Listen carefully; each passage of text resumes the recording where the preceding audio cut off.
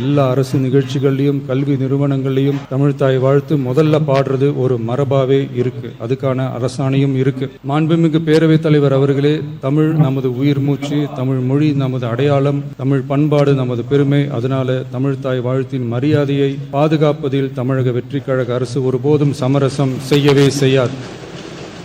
மாண்புமிகு பேரவைத் தலைவர் அவர்களே, மொழி எப்பவும் தொடர்புக்கான ஒண்ணுதான், இல்லைன்னு யாரும் மறுக்கவே முடியாது. உலகத்தில் இருக்க எல்லா மொழிக்கும் இது பொருந்தும், அதையும் யாரும் மறுக்க முடியாது. ஆனால் நம்ம தமிழ் வெறும் மொழி மட்டுமல்ல, பேசினா வர்ற ஓசை மட்டுமல்ல, திரும்பவும் சொல்கிறேன், தமிழ் ஒரு மொழி மட்டுமில்லை, அது நம்ம உயிர், அது நம்ம உணர்வு.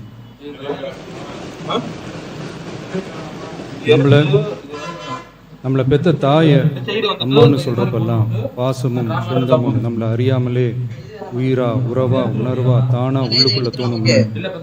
அதே மாதிரி ஏன் இன்னும் ஒரு படி மேலே போயே சொல்லலாம், தமிழ்னு சொன்னாலே எப்படி இருக்கும், என்ன ஆகும்னு சொல்லவா வேணும். தாய் எப்படி ஒரு மிகப்பெரிய புனிதமோ அப்படிதாங்க தாய்மொழியும். அதுலேயும் நம்ம தாய்மொழி, தமிழ்மொழி இப்படி சொல்கிறதே போதும், எல்லாருக்கும் நம்ம தாய்மொழி உணர்வை பற்றி புரியும்னு நினைக்கிறோம். நம்ம தாயே நமக்கு மிகப்பெரிய புனிதம்னா நம்ம எல்லாருக்குமான தமிழ் தாயை பற்றி சொல்லவா வேணும். தாயை போற்றுகிற, வாழ்த்துகிற தமிழ்நாட்டு மண் தமிழ் தாய் வாழ்த்து எப்படி விட்டுரும்? விடாது, விடவும் மாட்டோம். மாண்புமிகு பேரவைத் தலைவர் அவர்களே, நம்ம தமிழ்தாய் வாழ்த்த 1891 எழுதின மனோன்மணியம் சுந்தரனார் நம்ம தமிழ் மொழியவே தமிழ் தாய்னு சொல்லி உயர்வா பாடினார். இந்திய துணை கண்டத்தை, இந்திய ஒன்றியத்தை அழகிய முகமா சொன்ன மனோன்மணியம் சுந்தரனார் அந்த முகத்தோட நெத்தியில வைக்கிற பொட்டு தான், திலகம் தான் தமிழ் நாடுன்னு சொன்னார். இந்தியாவோட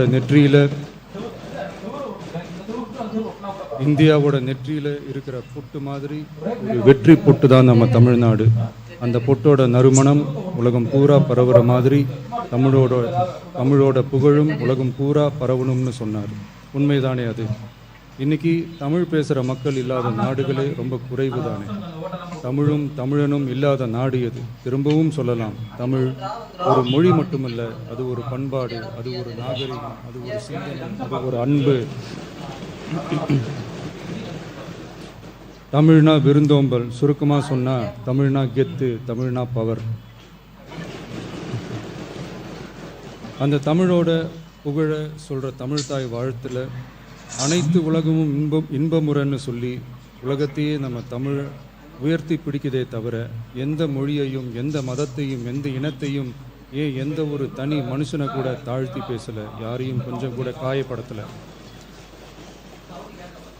மாண்புமிகு பேரவைத் தலைவர் அவர்களே, நம்ம ஒவ்வொருத்தருக்கும் தனித்தனியாக ஒரு பேர் இருக்கும்.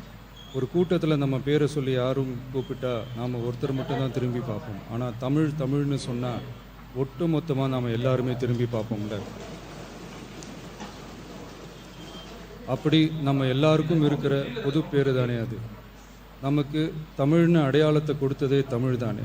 ஒரு பேரே, ஒரு சொல்லே, ஒரு மிகப்பெரிய வரலாறுனா அது நம்ம தமிழ் தான். அந்த தமிழை உயர்த்தி பிடிக்கிற தமிழை பின்னாடி தள்ளினா தமிழ்நாடு எப்படி பொறுத்திருக்கும்?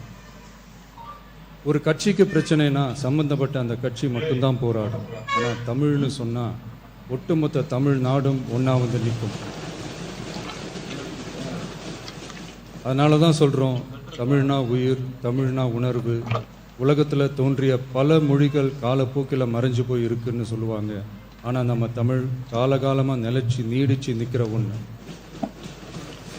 தமிழில் என்ன இல்லைங்க, இலக்கணம், இலக்கியம்னு பல ஆயிரம் வருஷமாக இருக்கிறது நம்ம தாய்மொழிக்கு தானே.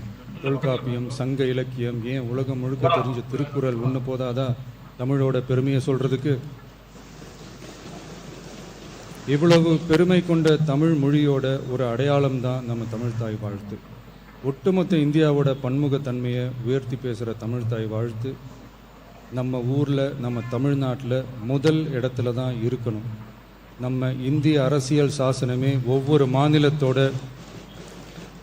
மொழிக்கும், பண்பாட்டுக்கும், பாரம்பரியத்துக்கும் பாதுகாப்பு உரிமையை கொடுத்துருக்கு தானே. அந்த உரிமையின் அடிப்படையில் தமிழ்த்தாய் வாழ்த்துக்கு முதலிடம் கொடுத்து தானே ஆகணும். அதானே மாநில உரிமை. அப்படிப்பட்ட தமிழ்த்தாய் வாழ்த்து தான் 1970 நவம்பர் 23 முதல் அரசு விழாக்களில் முதல்ல பாடணும்னு சொல்லி ஒரு அரசாணையை போட்டு அந்த செயல்பாட்டுக்கு வந்துச்சு. அதுக்கப்புறம் 2021 டிசம்பர் 17 முதல் மாநில பாடலா அங்கீகாரம் வழங்கப்பட்டுச்சு. அனைத்து கல்வி நிறுவனங்கள், பல்கலைக்கழகங்கள், அரசு அலுவலகங்கள், பொதுத்துறை நிறுவனங்கள், பொது அமைப்புகளோட நிகழ்ச்சிகளில் தமிழ்த்தாய் வாழ்த்து கட்டாயம் பாடப்படணும்னு அரசாணையும் இருக்கு. 2026 ஜனவரி மாதம் 28ஆம் தேதி ஒன்றிய அரசோட கடிதத்தில் அரசு விழாக்களில் பின்பற்ற வேண்டிய சில நடைமுறைகள் வெளியிடப்பட்டது. அந்த ஆணையில் மாநில பாடல் பற்றி எந்த வழிமுறையும் இல்லாமல் இருந்துச்சு.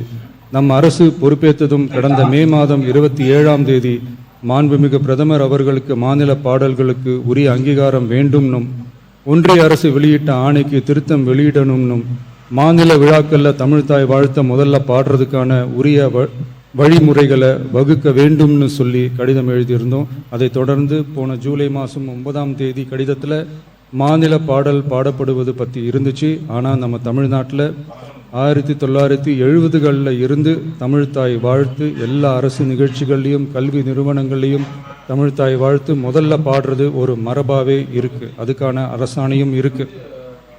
மாண்புமிகு பேரவைத் தலைவர் அவர்களே, தமிழ் நமது உயிர் மூச்சு, தமிழ் மொழி நமது அடையாளம், தமிழ் பண்பாடு நமது பெருமை. அதனால தமிழ்த்தாய் வாழ்த்தின் மரியாதையை பாதுகாப்பதில் தமிழக வெற்றிக் கழக அரசு ஒருபோதும் சமரசம் செய்யவே செய்யாது.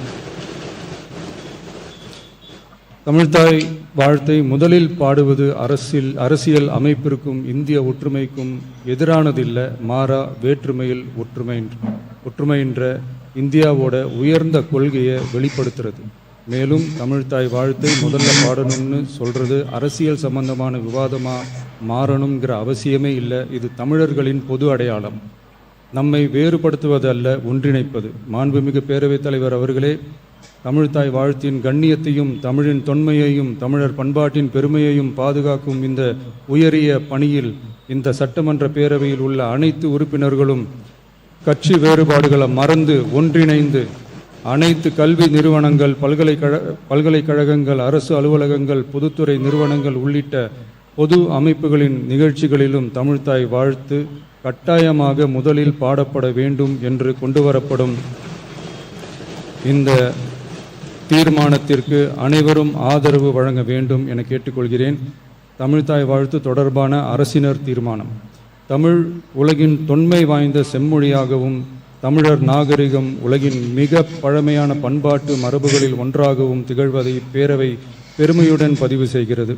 மனோன்மணியம் சுந்தரனார் அவர்களால் 1891 எழுதப்பட்ட மனோன்மணியம் என்ற நாடக நூலின் பாயிரத்திலிருந்து எடுக்கப்பட்ட தமிழ்த்தாய் வாழ்த்து 1970 நவம்பர் 23 முதல் அரசு விழாக்களில் முதலில் பாடப்பட வேண்டும் என அரசாணை வெளியிடப்பட்டு செயல்பாட்டுக்கு வந்துள்ளது. 2021 டிசம்பர் 17 முதல் மாநில பாடலாக அதிகாரப்பூர்வ அங்கீகாரம் வழங்கப்பட்டு தமிழ்நாட்டில் அமைந்திருக்கும் அனைத்து கல்வி நிறுவனங்கள், பல்கலைக்கழகங்கள், அரசு அலுவலகங்கள், பொதுத்துறை நிறுவனங்கள் உள்ளிட்ட பொது அமைப்புகளின் நிகழ்ச்சிகளிலும் நிகழ்வு தொடங்குவதற்கு முன் தமிழ்த்தாய் வாழ்த்து கட்டாயம் பாடப்படும் என்று ஆணையிடப்பட்டுள்ளது. இந்நிலையில் ஒன்றிய அரசின் உள்துறை அமைச்சகத்தால் 2026 ஜூலை மாதம் 9ஆம் தேதிய கடிதத்தில் மாநில பாடல் பாடப்படுவது குறித்து தெரிவிக்கப்பட்டுள்ளது. தமிழ்நாட்டில் 1970களில் இருந்து அனைத்து அரசு நிகழ்ச்சிகளிலும் கல்வி நிறுவனங்களிலும் தமிழ்த்தாய் வாழ்த்து பாடல் முதலில் பாடப்படுவது மரபுத்தன்மையாகவும் அரசாணைகளின் வாயிலாகவும் பின்பற்றப்பட்டு வருகிறது. ஆகவே தமிழ்த்தாய் வாழ்த்து தமிழ் மொழிக்கும் தமிழர் பண்பாட்டிற்கும் செலுத்தப்படும் மரியாதையின் வெளிப்பாடாகும் என்பதை இப்பேரவை வலியுறுத்துகிறது.